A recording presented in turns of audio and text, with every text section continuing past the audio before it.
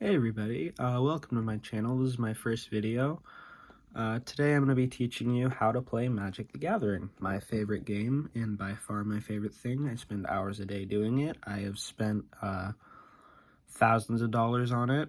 My main deck is $800 to $1,000.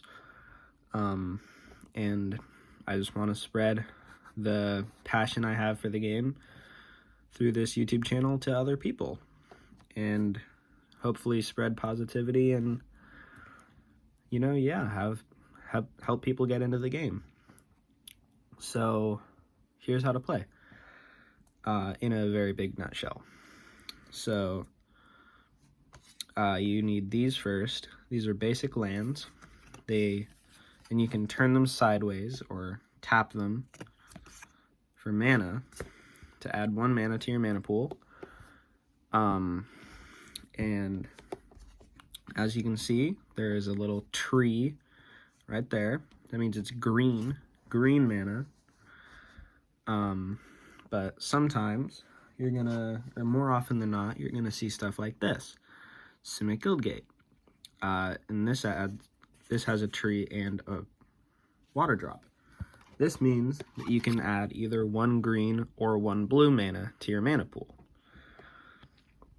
It seems pretty straightforward there, hopefully. This is Baral, Chief of Compliance, and he is a creature, which means that he enters the battlefield and stays, and he has 1 power and 3 toughness, which means he can deal 1 damage when attacking, and he can take 3 damage per turn when blocking. If he takes 3 or more damage, then he goes to the graveyard. Now, the reason why I showed you the tree symbol and the water drop symbol is because right here, it'll focus. I don't think it will. But anyways, there is a 1 gray dot with a 1 in the middle, and then there's the water drop. This means that you need 1 mana of any color, but you need 1 mana specifically with the water drop. Now, this can be something that adds a water drop or any other color with it, but it just has to have 1 blue mana, 1 of the water drop symbol, and then 1 of any color. Now, the symbols are, for black mana, my favorite color, it's a skull. For red, it's a fireball. For white, it's a sun.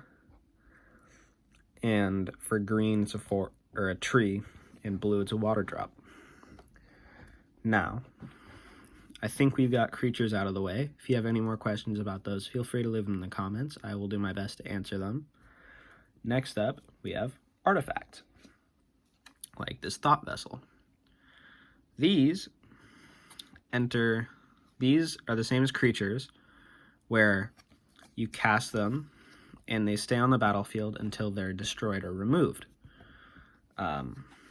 This one here costs 2 colorless because of the dot with the 2 in it. That means you can spend 2 mana of any color to cast the thought vessel.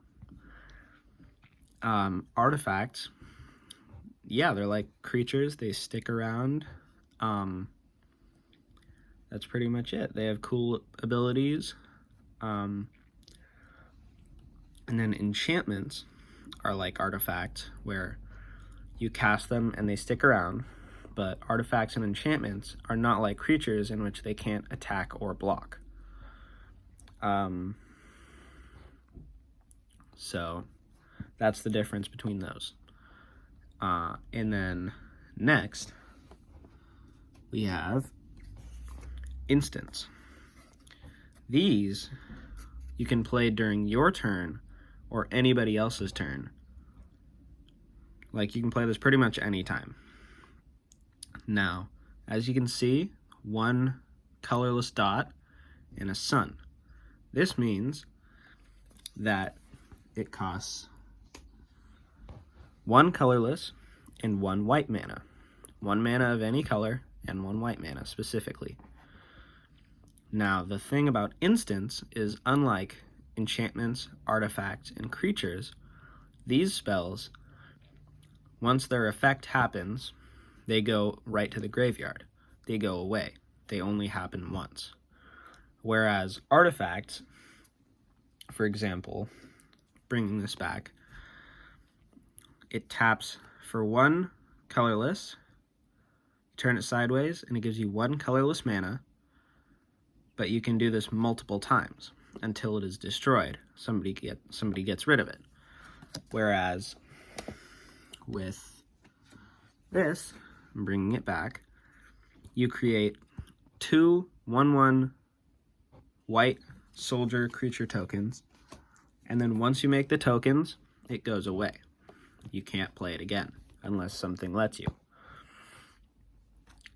And that's an instant, and you can play that anytime. Now, sorceries are like instants where they happen, their effect happens, and then they go away until you can find some way to get them back, or they just happen and then they stay in the graveyard. They stay away. But the difference between sorceries and instants is that sorceries, they can only be played during your turn. You can't play them anytime. You can only play them during your main phase. Now, that probably didn't make sense, that last sentence there. Now let me explain that. In Magic, on your turn and everybody else's, there is first the draw phase, where you draw your card per turn, and then your main phase. Your main phase is where you generally play spells. You play your land for turn during the main phase. You can play 1 land per turn, unless you have something that lets you play more than 1. And during your main phase, that's when you play your sorceries, your artifacts, your enchantments, and your creatures. And sometimes instants. This is your pre-combat main phase. That also probably didn't make sense, so let me explain pre-combat. After your pre-combat main phase is the combat phase. This is when you use your creatures, like Baral here. You can tap them like lands, except they deal damage. And as I showed you before, but here's a reminder, 1/3. This means that he has 1 power. The number on the left side of the box on the bottom right corner is the power. That's how much damage it can deal during combat. Now, during combat, you can attack a player or a planeswalker, and planeswalkers are more complicated. I'll get into them on the next video probably. But we'll just say you attack a player. Now, a player, during combat, if they have a creature, they can block.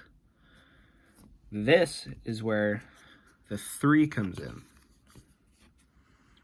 The number on the right side of the box in the bottom right-hand corner. The 3 means that it can take up to 3 damage from a creature blocking, or from a creature attacking, and live. What this means is, so let's say that this Kolaghan Warmonger is attacking, and I block with a Baral, Chief of Compliance. Now, the Kolaghan Warmonger is a 3 power, 2 toughness creature, a 3/2. So, that means that it deals 3 damage to Baral, because it has 3 power, and Baral deals 1 damage to the Kolaghan Warmonger, because it has 1 power. The Baral dies because it was dealt 3 damage this turn, and so it goes to the graveyard. Now,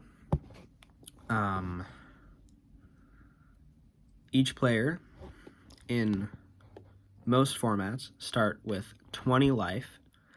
In Commander, they start with 40. The goal of the game is to get your opponent's life total from 30, 20, 40 to 0.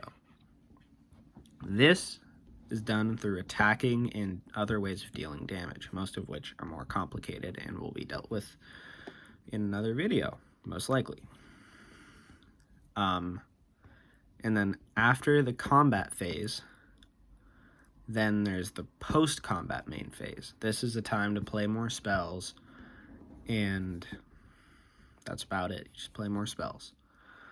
And then during your end step is when, so you start with 7 cards in hand, and in your end step, if you have more than 7 cards in your hand, then you have to discard down to hand size. So let's say you have 9 cards in your hand at your end step. This means you have to discard 2 cards, which means put them straight from your hand into the graveyard so that your hand is back to 7 cards. If your hand has less than 7 cards, this doesn't apply. Or, bringing the thought vessel back, this says you have no maximum hand size. It basically means you don't have to discard anymore, from hand size at least. Stuff can still make you discard. And yeah, it was pretty sloppy, but that is, in a nutshell, how you play Magic. If you have any questions, please leave them in the comments. Thank you for watching, and hopefully I can make something out of this channel. Thank you. Bye.